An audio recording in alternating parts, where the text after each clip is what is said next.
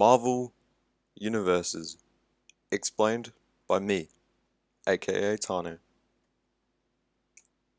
And, of course, spoiler warning, if you haven't seen any of the Marvel movies, not just the MCU movies, but, all of them. Alright, here are the chapters. We have Chapter 1, the different universes. Chapter 2, the major films in each universe. Chapter 3, how the films link in each universe. Chapter 4, how each universe link in the films. Chapter 5, brief explanation of Spider-Man No Way Home. And Chapter 6, the conclusion. Chapter 1, the different universes. We have, the Sam Raimi Spider-Man universe. We have Sony's Spider-Man universe. And the Marvel Cinematic Universe. And then we have the undecided universes that we don't really know. Well, I don't really know about. Now, thank you for watching, and get ready to have 20 minutes of your life. 20 minutes of Marvel knowledge injected into your brain. Alright. Chapter 2, major films in each universe. First up, we have the Sam Raimi Spider-Verse with Spider-Man 2002, Spider-Man 2 2004, Spider-Man 3 2007. And after that, we now have the Sony Spider-Man universe, which honestly, this list kind of surprised me. There was a lot more movies than I thought. But we have The Amazing Spider-Man 2012, which my personal opinion, I did not like. But there's only one thing that carried that movie. Alright, The Amazing Spider-Man 2002. No, The Amazing Spider-Man 2, 2014. Yeah, that was a good movie. I like that movie. But we also got The Incredible Hulk 2008. Apparently, he's made by Sony as well. It says right there, Sony Pictures, but I'm not gonna ask. But we also got Venom 2018. Obviously, that's also made by Sony. Pretty well known. Venom Let There Be Carnage 2021. Also obviously made by Sony. Because it's Venom. We also got Morbius. Morbius 2021. I mean 22. Fuck. I mean frick. That's a good movie. Alright, we're done with that list because I'm very glad that we're done with that because now we got the Marvel Cinematic Universe, which is going to be a lot. Going to be a lot of talking. I'm going to stuff up really quick. Alright, let's go.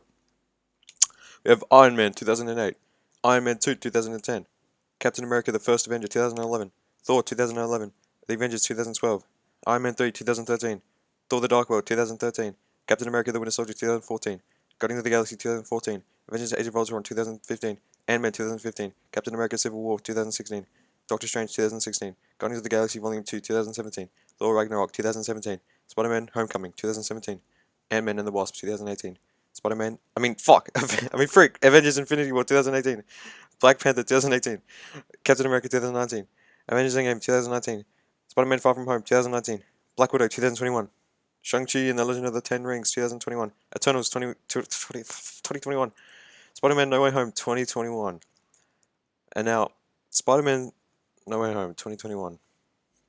That movie really made me think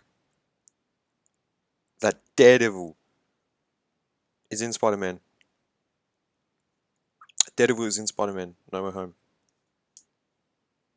And if Daredevil is in Spider-Man No Way Home, then Daredevil is a part of the MCU. And if Daredevil is a part of the MCU, then all of these shows are also a part of the MCU. So that means Jessica Jones 2015, Luke Cage 2016, Iron Fist 2017, and The Punisher 2017 are all a part of the MCU. But also, there's Moon Knight 2021. 2022. Yep. That means there's also Moon Knight, a part of the MCU. Phew, would you would you look at that? We're done with the MCU movies. That's quite a few, a lot more than I thought. And we also got the undecided universes, which is just this. All these movies like X-Men and Wolverine and Deadpool. I don't really know what cinematic universe they're in because they're not really in the MCU because they haven't like really been added. They haven't added mutants. Mutants haven't been introduced yet, but I don't really want to. I don't want to get into it. It's a lot of confusing, a bit of a confusing topic. But anyway, next up we have Chapter 3: How the films link in each universe. And now I thought about it more, and we can't really. Well, we can, but I don't really want to explain the Marvel Cinematic Universe and how they are all linked, because they are all obviously linked. You know, there's not really a point in me explaining it because it's a pretty well-known fact that they are all connected. And then I had another think about it, and I thought, you know, I can't really do a Sam Raimi Spider-Verse either because there's only like 3 movies, and no point in me explaining it because they're all the same movie. But what we can do is the Sony's Spider-Man universe because they we don't know that they're linked. But I am about to prove you wrong because I have information that you guys are not gonna believe. Now let's get into it. The Amazing Spider-Man and Morbius, how they are linked. Boom. This is a frame in the Morbius trailer. Oscorp. And this is a frame in the Amazing Spider-Man. Oscorp. Now, would you look at this? That is already a dead giveaway that they are in the same universe. Because they have Oscorp. And Oscorp is a Spider-Man organization. And if a Spider-Man organization is in Morbius, then that's already like a dead giveaway that they're in the same universe. I mean, look at that. But you might be thinking, oh, but I bet you Nike is also in the same universe, and McDonald's is also in the same universe. Well, yeah, you're probably right. They are. That's why my second point would definitely change your mind. Boom. There's a frame from Morbius trailer. And you might be wondering, oh, I don't really see an issue with that. That's just a frame from the Morbius trailer. Well, would you look at that? That's Spider-Man. Right there. That is Spider-Man. So I don't really know why I needed to. I could have just started with this argument. Like, I could have just started with the argument that Spider-Man is right there in the Morbius trailer. I don't know why I needed to bring up the Oscorp buildings, but anyway, next up, we have The Amazing Spider-Man and Venom. How are they linked? Well, I'm going to explain it. And this one took a lot of thinking and a lot of research. And the only thing I could really find was this one thing, which is in The Amazing Spider-Man 2,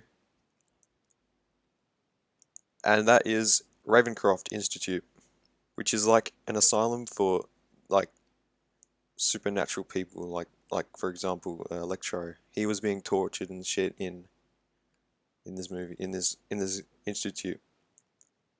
And I'll make sure to keep Ravencroft in mind. Make sure you keep that word in mind. In Venom, Let There Be Carnage, there is I forgot her name, but she is there in Venom, Let There Be Carnage. She's in a prison, an asylum. But what asylum, you may ask? Boom, Ravencroft. She's in Ravencroft Asylum. And, you might be thinking, oh, well, they'd probably just have the same name, It is Marvel after all. They reference each other all the time. Well, come on, look at that. I know, I know they aren't. This is a bit of a stretch, I'm going to be honest, because look at that. They are not, they are clearly not the same, like at all. They're quite different, actually. But, it doesn't matter because, you know, it's just a bit of a stretch, but you know, this also made me think that if she's in the Sony universe of Venom, then that might mean that mutants are also in the Sony universe because she's like a mutant kind of. But anyway, I thought that was cool. I thought that was a cool thing to add. And now we got chapter 4, brief explanation of Spider-Man No Way Home.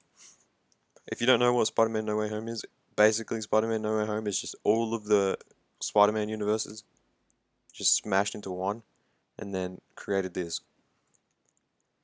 And, you know, this movie just kind of throws everything I just said out of the window about linking and shit.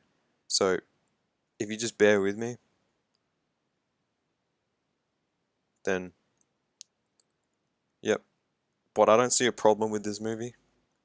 I think this movie's really good. I think it's cool to see all the Spider-Man together. It was really great, but it just throws everything I just was talking about out the window about linking universes. It makes everything like 10 times more confusing. So if we just forget about that movie, then if we just ignore Spider-Man No Way Home. That never happened. That never happened. Nah. But if we're gonna talk about movies that throw shit out the window, we're gonna talk about this one because that movie is gonna ruin my life whenever it comes out, which I'm glad it hasn't. But because then what I'm talking about now would just be really, really dumb and pointless. But you know, anyway, we should get to the conclusion. The conclusion is that don't try to explain the Marvel Cinematic Universe to a little white emo girl. Ever. But yeah, that's the end. Thanks for watching. Make sure to like and subscribe.